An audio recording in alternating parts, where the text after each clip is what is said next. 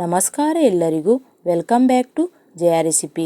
ನಾನು ಇವತ್ತು different taste ಆಗಿರುವ ಬದನೆಕಾಯಿ ಸ್ಟಫಿಂಗ್ ಮಾಡ್ತಾ ಇದ್ದೀನಿ. ಅಂದರೆ ತುಂಬಿರೋ ಬದನೆಕಾಯಿ, ಮಸಾಲೆ ತುಂಬಿ ಮಾಡಿರುವ ಬದನೆಕಾಯಿ. ಮಾಡಲು ಗ್ಯಾಸ್ ಆನ್ ಮಾಡಿಬಿಟ್ಟು ಗ್ಯಾಸಿನ ಮೇಲೆ ಬಾಣಲೆ ಇಟ್ಟು 1 ಟೇಬಲ್ ಸ್ಪೂನು ಎಣ್ಣೆ ಹಾಕ್ತಾ ಇದ್ದೀನಿ. ಬದನೆಕಾಯಿಯನ್ನು ಈ ರೀತಿ 4 ಸೈಡು ಕಟ್ ಮಾಡ್ಕೊಳ್ಬೇಕು ನೋಡಿ. ಈಗ ಮೊದಲು ಬದನೆಕಾಯಿಯನ್ನು ನೀಟಾಗಿ ಎಣ್ಣೆಯಲ್ಲಿ ಹುರಿದುಕೊಳ್ಬೇಕು, ಕಲರ್ ಚೇಂಜ್ ಆಗುವವರೆಗೂ. ಸ್ವಲ್ಪ ಹೊತ್ತು ಮುಚ್ಚಿಟ್ಬಿಡ್ತೀನಿ. ಕಲರ್ ಚೇಂಜ್ ಆಗಿದೆ ನೋಡಿ, ಹುರಿದಿದೆ ಮತ್ತು ಬೆಂದಿದೆ. ಈಗ ಇದನ್ನು ತೆಗೆದು ಸೈಡಲ್ಲಿ ಇಡ್ತೀನಿ. ಅದೇ ಬಾಣಲೆಯಲ್ಲಿ ಈಗ ಮಸಾಲೆ ಹುರಿದುಕೊಳ್ಬೇಕು. ಸಣ್ಣ ಸಣ್ಣ ಬದನೆಕಾಯಿ ಇದ್ದರೆ ತುಂಬ ಚೆನ್ನಾಗಿರುತ್ತೆ. ನಾನು ಅರ್ಧ ಕೆಜಿ ಬದನೆಕಾಯಿ ತೊಗೊಂಡಿದ್ದೆ. 6 ಬದನೆಕಾಯಿ ಇದೆ ಇದರಲ್ಲಿ.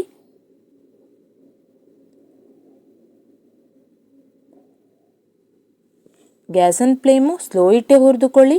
ಅರ್ಧ ಬೌಲು ಶೇಂಗಾ ಬೀಜ ಹಾಕ್ತಾ ಇದ್ದೀನಿ. ಹಾಗೆಯೇ 5 ಬೆಳ್ಳುಳ್ಳಿ ಹೆಸಲು, ಅರ್ಧ ಬೌಲು ತೆಂಗಿನಕಾಯಿ ತುರಿ ಹಾಕ್ತಾ ಇದ್ದೀನಿ.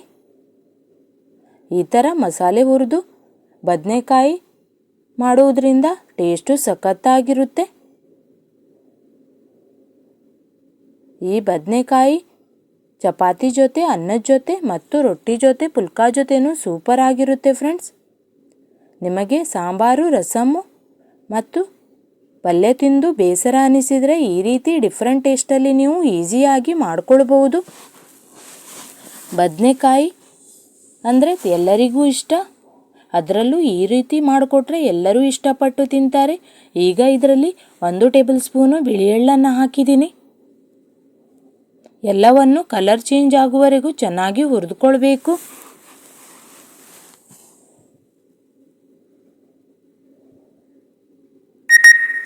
ಇದೇ ರೀತಿ ನಾನು ದೊಣ್ಣೆ ಮೆಣಸಿನಕಾಯಿ ಮತ್ತು ಹಾಗಲಕಾಯಿ ಹೇಗೆ ಮಸಾಲೆ ತುಂಬಿ ಮಾಡುವುದಂತ ವಿಡಿಯೋ ಅಪ್ಲೋಡ್ ಮಾಡಿದ್ದೀನಿ ಫ್ರೆಂಡ್ಸ್. ಅದನ್ನು ಕೂಡ ನೀವು ಟ್ರೈ ಮಾಡಿ.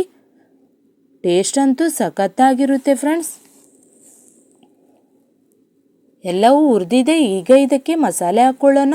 ಅರ್ಧ ಟೇಬಲ್ ಸ್ಪೂನು ಅರಿಶಿನ ಪುಡಿ, ಹಾಗೆಯೇ 1 ಟೇಬಲ್ ಸ್ಪೂನು ಗರಂ ಮಸಾಲೆ ಪುಡಿ, ಅರ್ಧ ಟೇಬಲ್ ಸ್ಪೂನು ಮೆಣಸಿನ ಪುಡಿ. ನೀವು ಎಷ್ಟು ಖಾರ ತಿಂತೀರೋ ಅಷ್ಟು ಮೆಣಸಿನ ಪುಡಿ ಹಾಕ್ಕೊಳ್ಳಿ. ಎಲ್ಲವನ್ನು ಮಿಕ್ಸ್ ಮಾಡಿಬಿಟ್ಟು ಒಂದ್ಸಲ ಗ್ಯಾಸ್ ಬಂದ್ ಮಾಡಿಬಿಡಬೇಕು.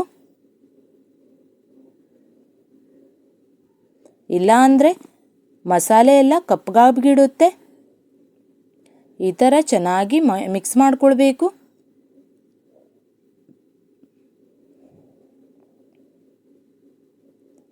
ಈಗ ಇದರಲ್ಲಿ ಸ್ವಲ್ಪ ಹುಣಸೆಹಣ್ಣು ಹಾಗೆಯೇ ಉಪ್ಪು ಹಾಕ್ತಾ ಇದ್ದೀನಿ. ಈಗ ಅದನ್ನು ಚೆನ್ನಾಗಿ ಪುಡಿ ಮಾಡ್ಕೊಳ್ಬೇಕು. ನೀರು ಹಾಕ್ದೇನೆ ಪುಡಿ ಮಾಡ್ಕೊಳ್ಳಿ. ತಣ್ಣಗಾದ ಮೇಲೆ, ತಣ್ಣಗಾಗಿದೆ ನೋಡಿ.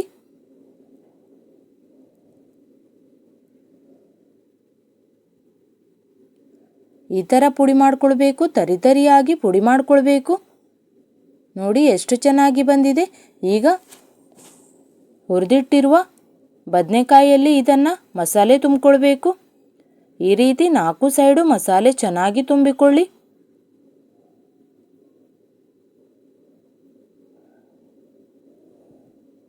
ನಿಧಾನವಾಗಿ ಮಸಾಲೆ ಹಾಕ್ಕೊಳ್ಳಿ. ಇದರಲ್ಲಿ ಸ್ಪೂನಿಂದ ಹಾಕಿ ಕೈಯಿಂದ ಸ್ವಲ್ಪ ಒತ್ಕೊಳ್ಳಿ.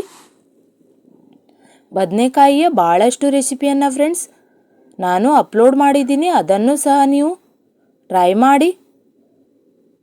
ಇದೇ ಥರ ಎಲ್ಲವನ್ನು ಮಸಾಲೆ ತುಂಬಿಕೊಳ್ಬೇಕು.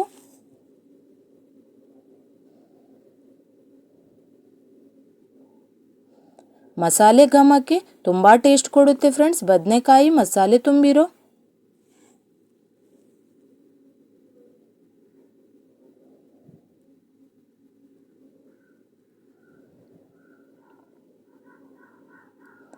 ಯಾರೆಲ್ಲ ಹೊಸಬ್ರು ನೋಡ್ತಿದ್ದೀರಾ ಪ್ಲೀಸ್ ಸಬ್ಸ್ಕ್ರೈಬ್ ಮಾಡಿ. ಇನ್ನಷ್ಟು ವಿಡಿಯೋಗಾಗಿ ಬೆಲ್ಲೈಕನನ್ನು ಒತ್ತಿ. ಮಸಾಲೆ ತುಂಬಿ ರೆಡಿಯಾಗಿದೆ ನೋಡಿ. ಸ್ವಲ್ಪನೇ ಸ್ವಲ್ಪ ಮಸಾಲೆ ಉಳಿದಿದೆ. ಈಗ ಅದನ್ನು ಸೈಡಲ್ಲಿ ಇಡ್ತೀನಿ. ಈಗ ಮಸಾಲೆ ಹುರಿದಿರೋ ಬಾಣಲೆಯಲ್ಲಿ ಎಣ್ಣೆ ಹಾಕ್ತಾ ಇದ್ದೀನಿ. ಅದರಲ್ಲಿ ಒಂದು ಈರುಳ್ಳಿಯನ್ನು ಸಣ್ಣ ಸಣ್ಣದಾಗಿ ಕಟ್ ಮಾಡಿ ಹಾಗೆಯೇ 2 ಹಸಿಮೆಣಸಿನಕಾಯಿ 2 ಟೊಮೆಟೊವನ್ನು ಹಾಕ್ತಾ ಇದ್ದೀನಿ. ಹಾಕಿ ಚೆನ್ನಾಗಿ ಫ್ರೈ ಮಾಡಿಕೊಳ್ಬೇಕು. ಗ್ರೇವಿ ಥರ ಆಗಬೇಕು. ಈಗ ಸ್ವಲ್ಪ ರುಚಿಗೆ ತಕ್ಕಷ್ಟು ಉಪ್ಪು ಹಾಕ್ತಾ ಇದ್ದೀನಿ. ಉಪ್ಪು ನೋಡಿ ಹಾಕ್ಕೊಳ್ಳಿ. ಮಸಾಲೆಗೂ ಉಪ್ಪು ಹಾಕ್ಕೊಂಡಿದ್ವಿ ನಾವು. ಬೇಕನ್ಸಿದ್ರೆ ಸ್ವಲ್ಪ ಮೆಣಸಿನ ಪುಡಿ ಸೇರಿಸ್ಕೊಳ್ಳಿ.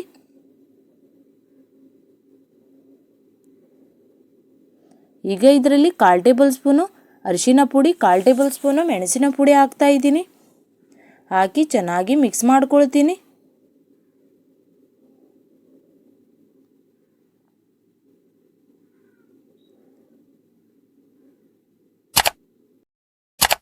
ಅದೇ ರೀತಿ ಸ್ವಲ್ಪ ನೀರು ಸೇರಿಸ್ಬಿಟ್ಟು ಮಿಕ್ಸ್ ಮಾಡ್ಕೊಳ್ಬೇಕು. ಉಳಿದಿರುವ ಮಸಾಲೆ ಹಾಕ್ತೀನಿ ಈಗ ಹಾಕ್ಬಿಟ್ಟು ಚೆನ್ನಾಗಿ ಮಿಕ್ಸ್ ಮಾಡ್ಕೊಳ್ತೀನಿ.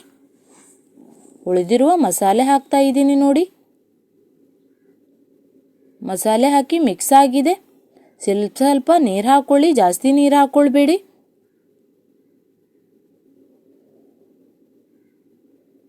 ಈಗ ಇದರಲ್ಲಿ ಮಸಾಲೆ ತುಂಬಿ ಇಟ್ಟಿರುವ ಬದನೆಕಾಯಿ ಹಾಕ್ತಾ ಇದ್ದೀನಿ. ಹಾಕಿ 2 ನಿಮಿಷ ಗ್ಯಾಸ್ ಮೇಲಿಟ್ಟು ಗ್ಯಾಸ್ ಬಂದ್ ಮಾಡಿಬಿಡ್ತೀನಿ. ರೆಡಿಯಾಗಿದೆ ನೋಡಿ ಫ್ರೆಂಡ್. ಈಗ ಗ್ಯಾಸ್ ಬಂದ್ ಮಾಡಿಬಿಡ್ತೀನಿ. ಜಾಸ್ತಿ ಬೇಯಿಸ್ಬೇಕಂತಿಲ್ಲ. ರೆಡಿಯಾಗಿದೆ ನೋಡಿ ಫ್ರೆಂಡ್ಸ್. ನೀವು ಕೂಡ ಟ್ರೈ ಮಾಡಿ. ಇಷ್ಟವಾದಲ್ಲಿ ಲೈಕ್ ಶೇರ್ ಸಬ್ಸ್ಕ್ರೈಬ್ ಮಾಡಿ. ಇನ್ನಷ್ಟು ವಿಡಿಯೋಗಾಗಿ ಬೆಲ್ಲೈಕನನ್ನು ಒತ್ತಿ. ರೆಡಿಯಾಗಿದೆ ಮಸಾಲೆ ತುಂಬಿರೋ ಬದನೆಕಾಯಿ. ತುಂಬ ಸಖತ್ ಟೇಸ್ಟ್ ಕೊಡುತ್ತೆ. ಮಾಡಲು ಸಹ ತುಂಬ ಈಸಿ. ನಿಮ್ಮ ಅನಿಸಿಕೆ ಅಭಿಪ್ರಾಯಗಳನ್ನು ಕಮೆಂಟ್ಸ್ ಬಾಕ್ಸಲ್ಲಿ ಕಮೆಂಟ್ಸ್ ಮಾಡಿ. Thank you.